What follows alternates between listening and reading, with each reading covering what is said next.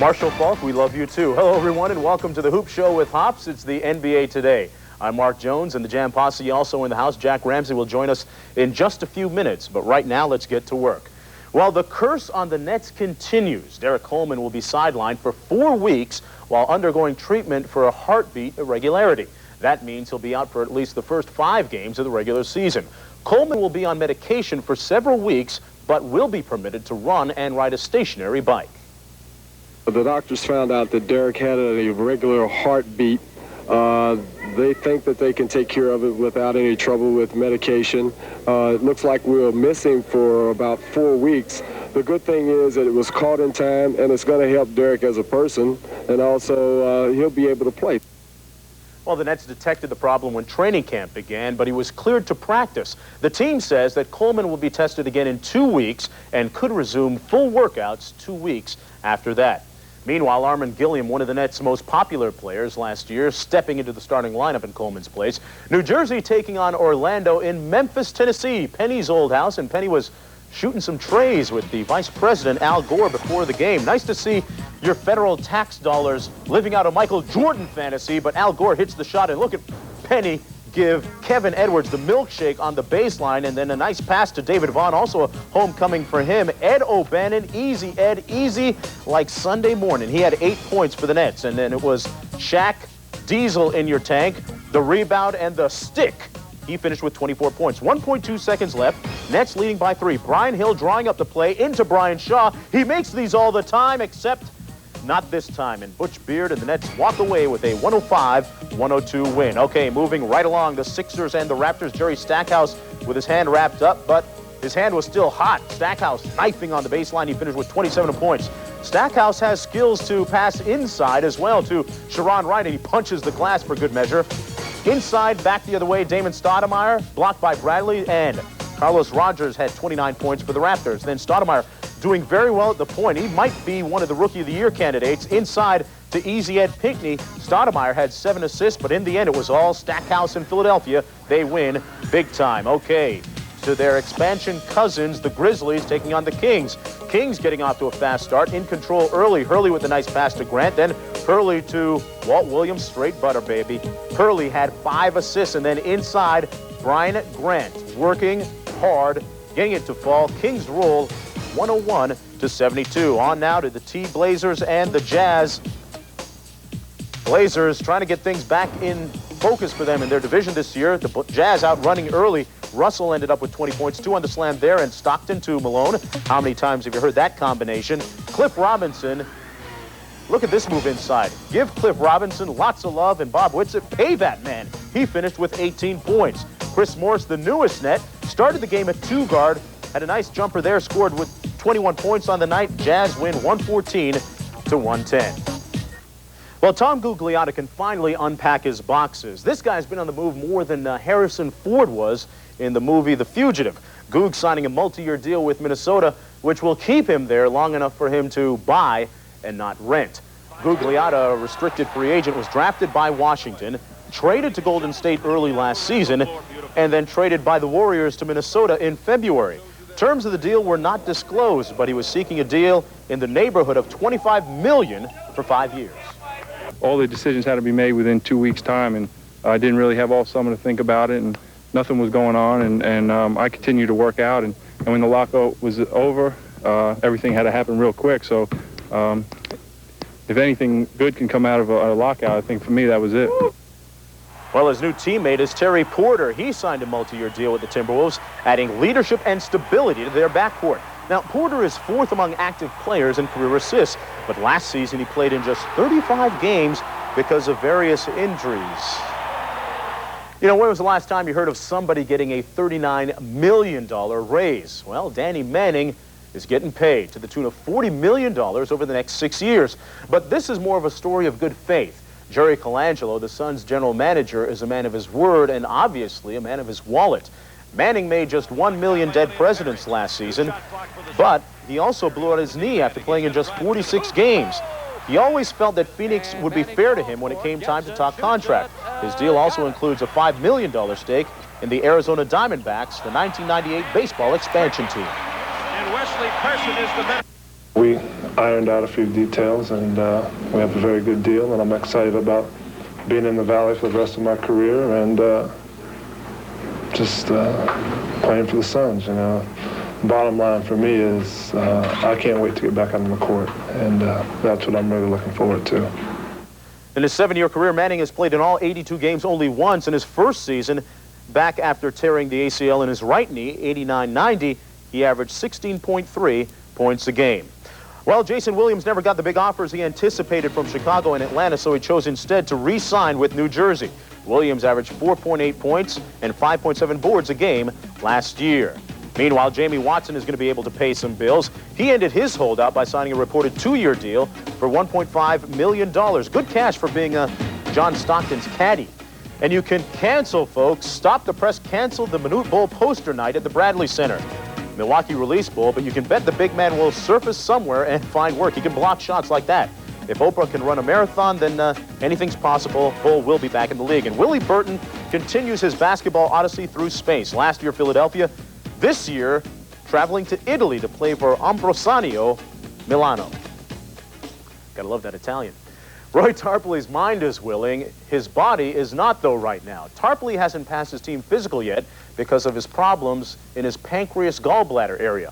Doctors don't have a diagnosis yet, but they're surprised by his fast recovery. Tarpley's agent, George Andrews, says that he'll soon be ready to work out with the team. Well, let's be joined by Jack Ramsey right now from Florida. Jack, let's get back to the Danny Manning situation. What does his contract and deal say about Phoenix's commitment? Well, two things happen very positively for the Phoenix Suns and what Jerry Colangelo has done recently. When he signs Manning to that kind of contract, he's telling his players, when I make a commitment, I keep it. And the second thing he's telling his players, he'll do whatever is possible to get talent on that team to keep them in the hunt. He re-signed Elliott Perry and then traded to get John Williams. And Phoenix is in the hunt for sure. I think they're the best in the West. I got to like a general manager that'll spend some money, Jack. What about the Minnesota Timberwolves? This is the only expansion team not to make the playoffs. How much better does Googs and Terry Porter now make them? Well, it gives them stability. Both are hard workers, are good locker room guys, and reliable on the floor. So what Kevin McHale has done, he's gradually acquired talent. Remember, they get Sam Mitchell back there as well. That's going to make them much more competitive. No more gimmies in Minneapolis. All right, Jack, thanks a lot. We'll check back with you just a little bit later. Terry Porter, the consummate pro. Good news, meanwhile, for the Chicago Bulls. There haven't been any Madonna sightings yet around Dennis Rodman. His debut in just a minute. And also coming up on the NBA today, we'll see whether it'll be the Bulls and Scotty, the Hornets, led by Alonzo, or even the Pacers in the Central Division with Reggie dropping bombs from outside. Dr. Jack takes us to school when we come back. Stay with us. This ESPN program. You know, Dennis Rodman brings an air of unpredictability to the Central Division. Who knows what next? Michael and Jordan and Reggie Miller kissing each other on the cheek before games? That'll happen when Kendall Gill is voted the most popular Charlotte Hornet. Although the Central Division could be the most surprising and competitive division in the league. And aren't we all shocked that Larry Brown is still in Indiana? He missed! He missed! He missed! We ring the bell, baby! Ding dong, the witch is dead! While the Indiana Pacers did dispose of one demon, they were Eastern Conference bridesmaids for the second straight year. Reggie Miller's shooting and Rick Smith's inside play continue to be the Pacers' strength, but Larry Brown must find more consistent scoring from another source. Either Derek McKee or Mark Jackson must step up their scoring if the Pacers look to win the Central for a second straight year. I've come full circle here. You know, I've seen the worst to the best times. I think we have a quality basketball team here, and I'm just trying to, carry the banner for this franchise. Who will handle Dennis Rodman's hair? How will Chicago handle Rodman? They won't have no problem with Dennis Rodman as long as they can handle what Dennis Rodman can put on the basketball floor and off the court. Worm brings the Bulls the rebounder they sorely missed when Horace Grant left town. Rodman joins fellow All-Stars Scottie Pippen and Michael Jordan, who is playing a full season for the first time since the 1992-93 campaign. I know Michael's did a lot of work this summer, really preparing himself and getting back in basketball shape. I think he's got a lot to prove when he comes back and get back to the top of his game. Right now on paper, we look like we're we don't have many holes, you know. So let's see if we can turn that paper into reality. Can Charlotte continue to build on its first 50-win season? Offensively, its main men are still Alonzo Mourning, Larry Johnson, and Muggsy Bogues. The diminutive point guard once again led the league in assist-to-turnover ratio, but struggled offensively in the playoffs. The return of Kendall Gill from Seattle and the eventual comeback of Scott Burrell from injury will give the Hornets the much-desired defender and third scorer they sorely needed against Chicago. The Cleveland Cavaliers are in a state of change. Both Mark Price and John Williams are gone, and Brad Daugherty's status is again in limbo due to injury. Mike Fratello had the #1 defense in the league, and offensively he adds Dan Marley, Harold Miner, and rookies Bob Surratt and Donnie Marshall to a team which last year averaged just over 90 points per game, last in the league. One more win was all the Milwaukee Bucks needed to reach the playoffs last season. They go gunning for the postseason again with their big two of Glenn Robinson and All-Star Vin Baker. Expect the backcourt to improve with the addition of rookie Sean Resford, whose perimeter game should overcome his 6'3" size. Coming superstar Grant Hill's sophomore season features a new coach, Doug Collins, and new players to work with. Otis Thorpe gives the Pistons experience and toughness at power forward. Rookies Lou Rowe and Theo Ratliff give the club added youth and frontline depth. Those additions, along with the constants like Joe Dumars and Allen Houston, should make Detroit better than its 28 wins of a year ago. Dream Team 3 coach Lenny Wilkins might wish he had Pippen, Hakeem, and the Mailmen on his Hawks this season. The three-guard rotation of Steve Smith, Mookie Blaylock, and newly acquired Spud Webb is effective, but the front court is suspect. While Grant Long and Stacey Ogman provide good rebounding and defense, they aren't scorers. Ex-Hoosier Allen Henderson should help, but more size is needed for Atlanta to be a better-than-average team. The inaugural season of the Toronto Raptors will be full of growing pains and hope. Top draft pick Damon Stoudemire will run the point, with Jimmy King and Carlos Rogers being the cornerstones of their youth movement. Patience must be a virtue for both Isaiah Thomas and Brendan Malone. You know, I told them when I yell at them, I'm not yelling at them out of anger. I'm just yelling at them just to get their attention, and they understand. I'm going to have the patience of Job. All right. Well, still to come on the NBA today, we'll talk about the real MJ, not Mark Jones, not Magic Johnson, not even Michael Jackson. He's the real thriller. Michael Jordan and the rest of the Central Division. Also coming up on the show, you know what, Vincent Askew isn't a shy guy. He's a fly guy. Ask the Lakers. And Jerry Stackhouse never met a last-second shot that he didn't like. We'll be back and play Beat the Clock in just a minute. Division last year, the Central, it also had the most teams over 500, 5 in all. And 5 teams from the Central Division made the playoffs last season. All right, back again is our Minister of Information, Jack Ramsey. Jack, let's start with the Chicago Bulls. You like this team. 1 through 12, how did they stack up? Mark, this is the deepest, most flexible team in the NBA. Remember, last season, after Michael Jordan returned, they went 13-4. That's a 60-win pace. Then they add Dennis Rodman, the league's best rebounder and a solid defender at the big forward position, to join Jordan and Scottie Pippen, already the best defenders at their spots. Now, Phil Jackson says he thinks the season's success depends on Luke Longley, but there's so much talent. He can mix and match, use center by committee as he's done before. This is a very strong team. It will win 60 games, win the division, and seriously challenge Orlando in the East. Jack, Michael's still very much the man. Last year he said his basketball muscles weren't ready. That was last year. What about this year? Well, Michael, each sport has its special demands physically. Michael will be ready. Last year he said it was more difficult than he had presumed, but he'll be ready this time. He has all training camp and the preseason games. He'll have his game all the way back. Jack, what about the Pacers? Each year it seems like they're ready to take that next step to the finals. Is this the year that they can get it done? I don't think they can get to the finals, Mark, but it's a good basketball team. They'll win 50 or more games, but if you're looking for flaws in this team, they probably need more consistency at the point guard and better toughness inside at the defensive end. They're not an especially strong rebounding team and the bottom third in shot blockers. But you put Reggie Miller and Rick Smits at the end of the game, there's nobody better. Jack, what about the Charlotte Hornets, the supposed team of the 90s? How good is the chemistry on this team going to be? Well, the chemistry may be a problem there at Charlotte because they're bringing Kendall Gill back. Not an especially popular player with the team players or in the community. But this is a solid team, too. This is a 50-win team. It's a little small overall. When your two starting forwards are 6'7" and your point guard is 5'3", you're giving a size advantage to every team that you play against. But they'll be there. They'll be tough. Jack, let's move on to the Atlanta Hawks. Lenny Wilkins, very much a magician, but how much magic can he work this year with that squad? Well, they won 42 games last year. I think they do about the same this year, although they get a boost from Alan Henderson, the rookie big forward that they acquired in the draft.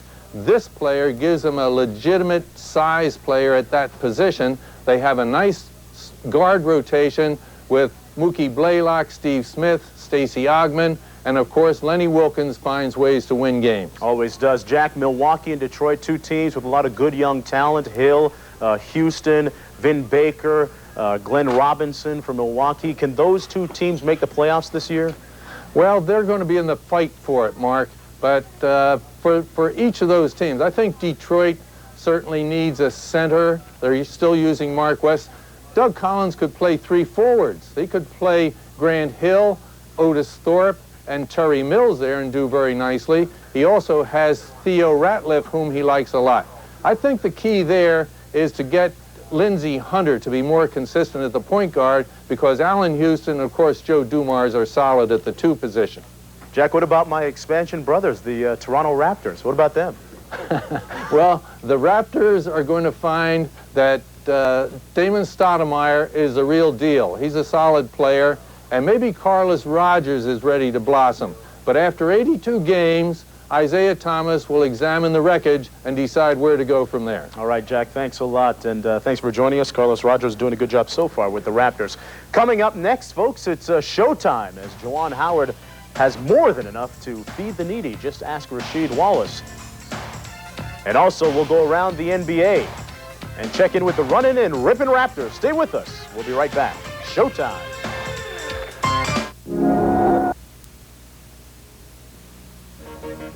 Nelly and the Knicks kicked off the preseason on Thursday against the Bullets.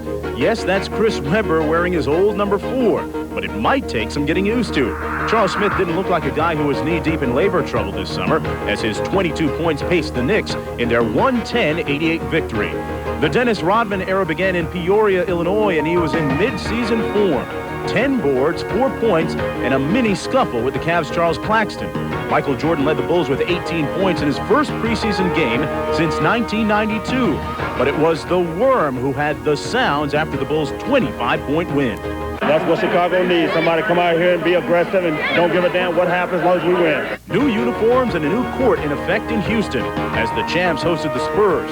With Hakeem sitting this one out, Clyde the Glide stepped it up for 20 points in a Rockets victory. 4 rookies debuted Friday as the Mavs got it on with the Pacers. Travis Best looked sharp with 10, and the mayor, Fred Hoiberg, had 12 and didn't miss a shot.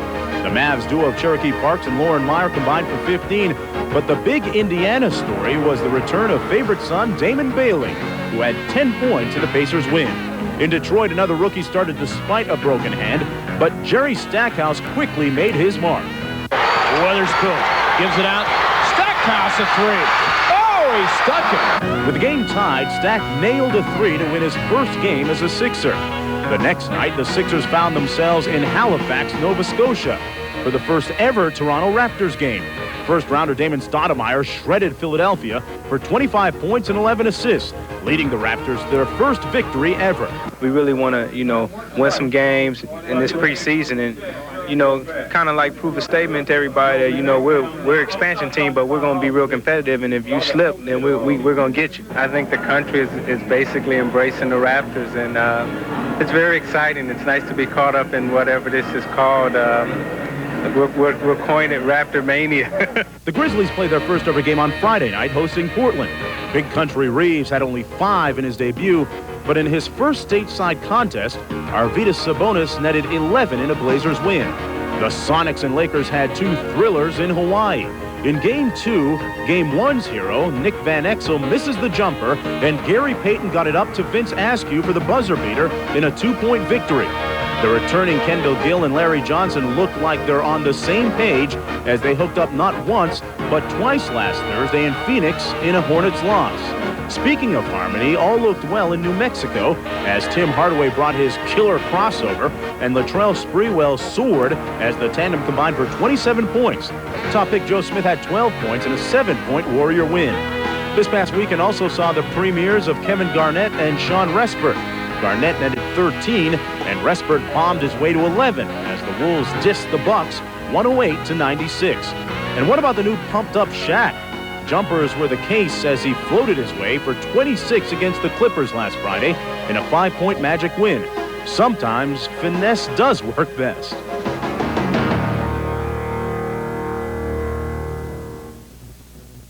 Shake it, no dandruff. Is brought to you by Coca-Cola Classic.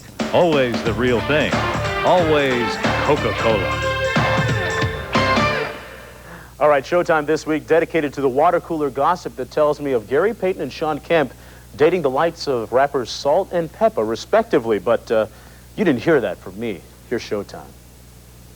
Somebody is going to be open, and they're all good shooters. Oh, my goodness. Shaquille over 2 defenders.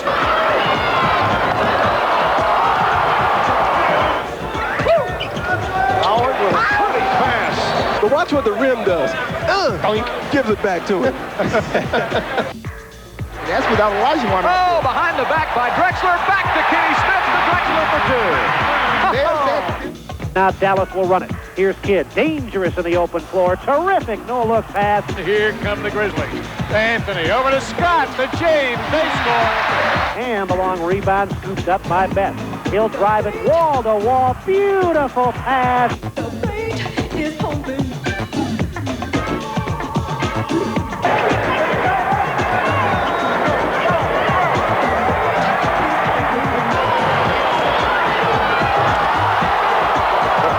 By 6. 2 free throw line, high arch, rainbow, good! Alley-oop. Wow. Hey, Johnny Harper connecting with Scotty on a back door. All right, that's it for this week's edition of the NBA Today. For the entire Jam Posse, I'm Mark Jones saying it's all good. We'll see you next week. Dripping up.